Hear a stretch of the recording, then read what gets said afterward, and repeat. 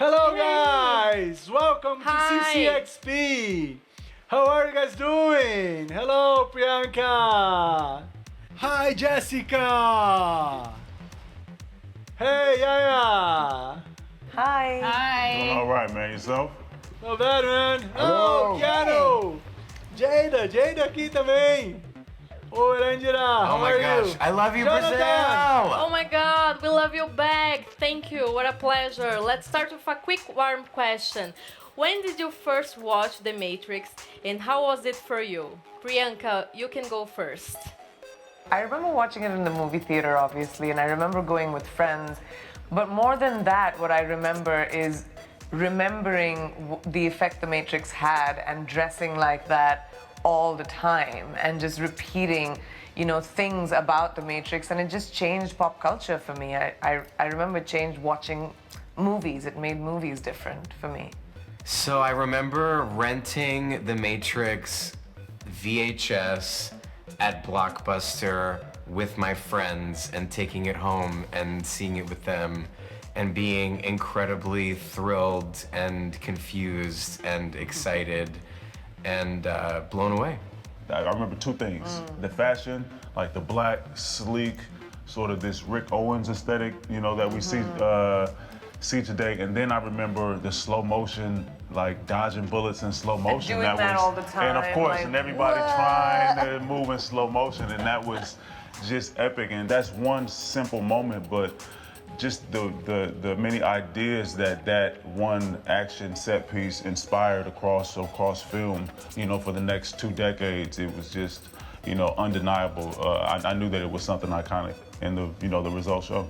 It just basically made me question everything. And I think that's where my activism was born. It was born through the idea of questioning everything, of not accepting the system just because that's how it is. And it lit this fire in me of wanting to go out and wake up, take the red pill, and really change the world. I didn't see it in cinemas. I was too young, I think. But Boo, show off. but when I watched it, I was still too young, and it scarred me. I was really afraid of my mouth getting sewn up, and I was really afraid of things entering my belly button. I don't think the idea of something going into my belly button had ever occurred to me until I watched Matrix. Right. It was like, no, I knew that was safe because it's all tied up, so nothing can get in there. But when that got inside, I was like, Oh, that's an entry That's hole? a new, right, that's a new. That's an orifice I didn't know existed. That's really funny. Yeah. And how does it feel to be back in the Matrix after all these years? Was it a matter of adjusting yourself to reprise the roles, or did you feel that your characters had similar growth experience during that time? Well, I was completely thrilled when I got the call to be a part of the movie, and I would definitely say that my character has grown considerably. She's new in a certain way. It'll be a Niobe that's different than what you've seen before. I really enjoyed playing her. It was actually very interesting because of how she's matured. It's a beautiful script and story by Lana Wachowski, and it was a real pleasure to play Neo, Thomas Anderson again, and after all these years, a very unique experience for us, right? Like to be able to reprise a role after so much time, and to have the changes, and how have they changed? How haven't they changed? Yeah, it was a wonderful experience, and hopefully people will enjoy the film. Every actor dreams about working with the directors who made the classics of their generation. What were your first thoughts when you got the part to be in a Matrix movie directed by Lana Wachowski? Disbelief, shock, excitement. I met her at my audition, and her wife Karen and their dog and their friend and producer Amy, they were all at my audition, and it felt like we were talking artist to artist. I got very excited to be a part of The Matrix and a part of that world of hers, but I was also at the same time very excited to work with this person who happens to make art that is giant commercial sci-fi movies, but to me, she's an artist first. So I was so excited to get in the room and create with her. I was very excited. I actually have it. It exists somewhere. A recording of the phone call. I recorded like on my laptop. The phone call when she called me and invited me to be a part of the Matrix. I had been trying to line up my career with just following the tastemakers, and so when I got this job, it was right in line, and it was, you know, I was over the moon excited because it was a chance to be a part of something cool, but then to learn. You know, Lana was really all about the collaborative experience. You know, it was almost as if the movie was secondary. She just wanted to be able to be a teacher and to have a great experience on set, and that was something that I was excited to go and be a part of.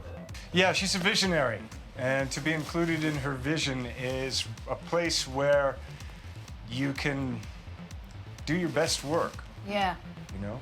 Her enthusiasm and just her love, her passion. Well, she's always been passionate about this project. It was her why. Yeah, it was the why. Why she was doing it. Yeah. My craziest dreams came true when I got to audition in front of Lana Wachowski and James McTeague for Sense8.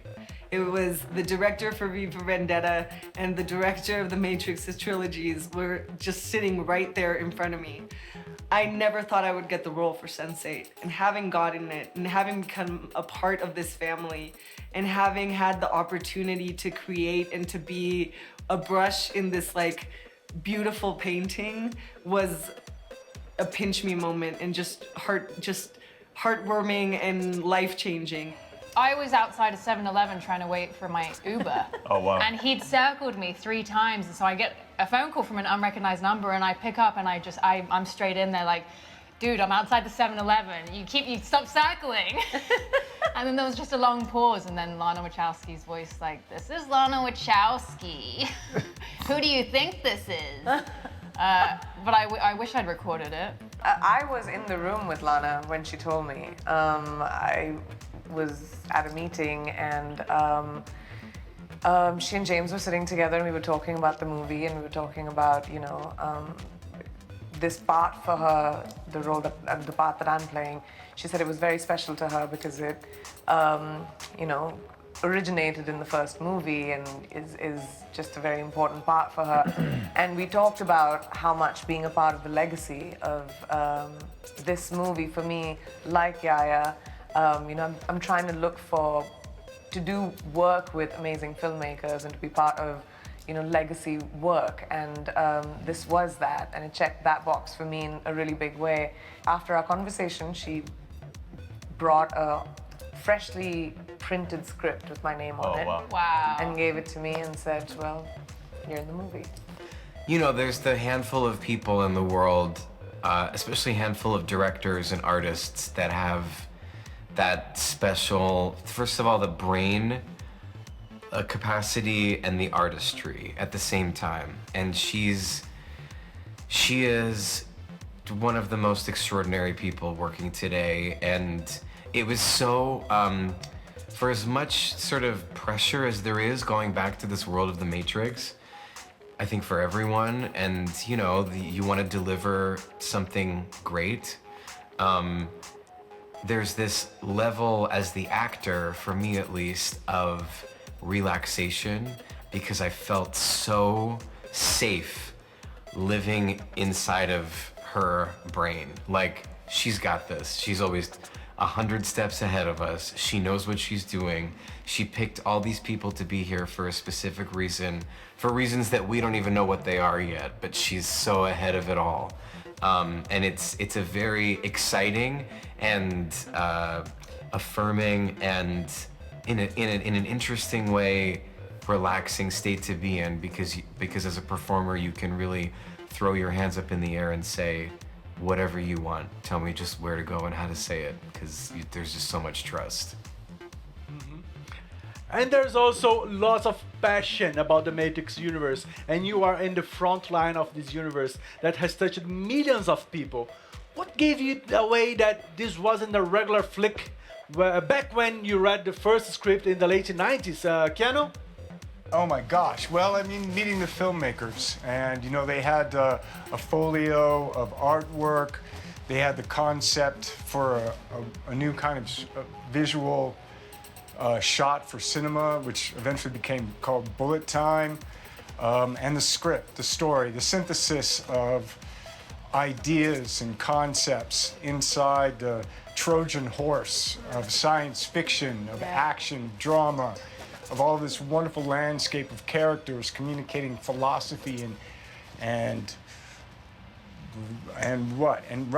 the struggle, and a kind of tool set for us to take in and examine the world that we live in. What made me know it was going to be different was seeing the storyboards.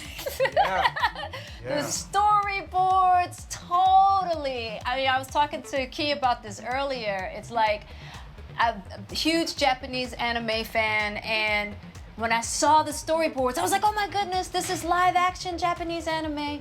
Yeah, I was like, oh, this is going to be revolutionary if they can pull this off, and they did. And so that's what happened.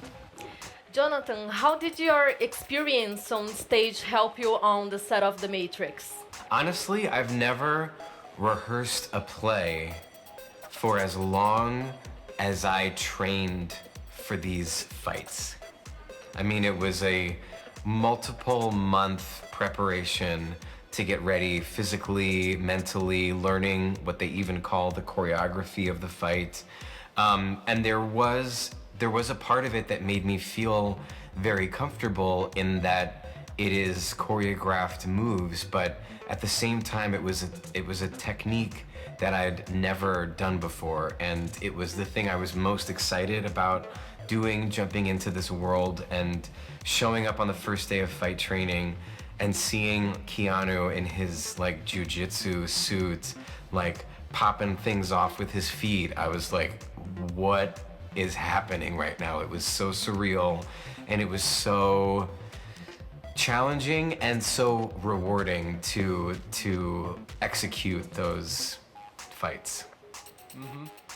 Jada, Niobe is a super brave, and you are one hell of a courageous woman yourself. Does the process of becoming Niobe feel natural to you because of that? Or is it more of an exchange in which you landed her some of you and vice versa? Yes, there are aspects of Niobe that I relate to deeply. But in this particular movie, it's funny because there's a certain amount of maturity and she's grounded in a certain manner that Jada's just not there yet, and it's a different kind of strength that Niobe has to tap into in this movie. Keanu, Neo is a larger-than-life character who has a lot we can talk about. So let's flip it sideways.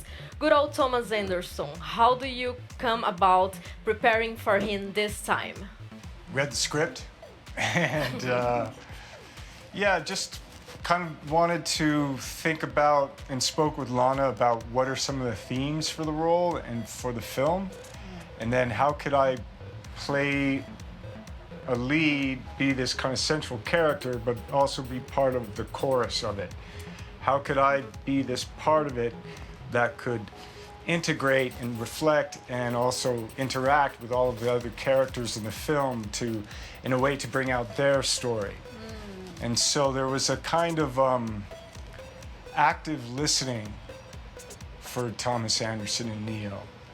At the same time, dealing with an internal struggle of how did I get here, who am I, and how did what I thought we had achieved so much after Revolutions to the situation that we find ourselves in Ressurections, and to be older in it, and how does that, he's not a young man anymore.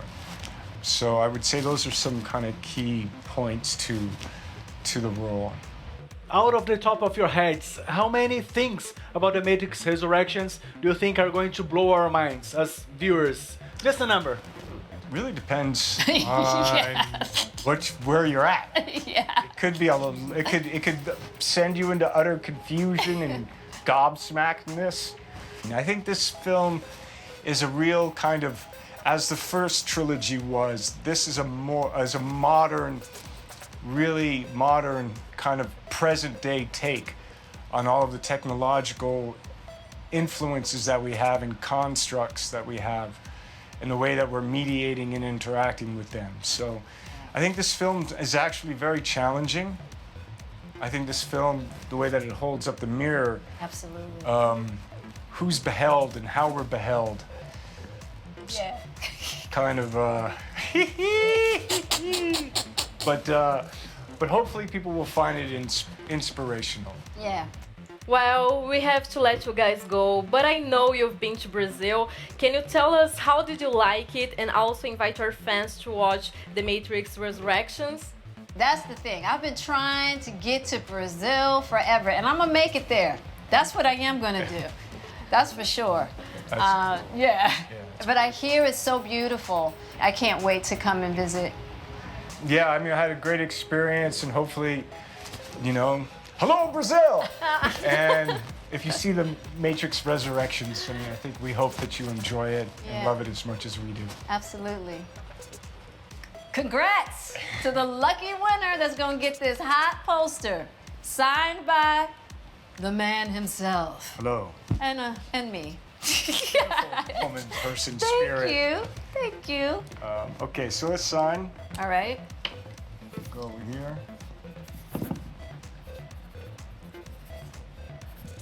And You have the coolest one. no, man, look at that. What No, are you talking about? this That's right like, here is that's dope. all linear. That's fantastic. That's dope. Enjoy the film. And I'll The put choice it- is yours. Enjoy. Wait. Yeah, that's dope. Enjoy. And I'll put the. That's perfect. Thank you.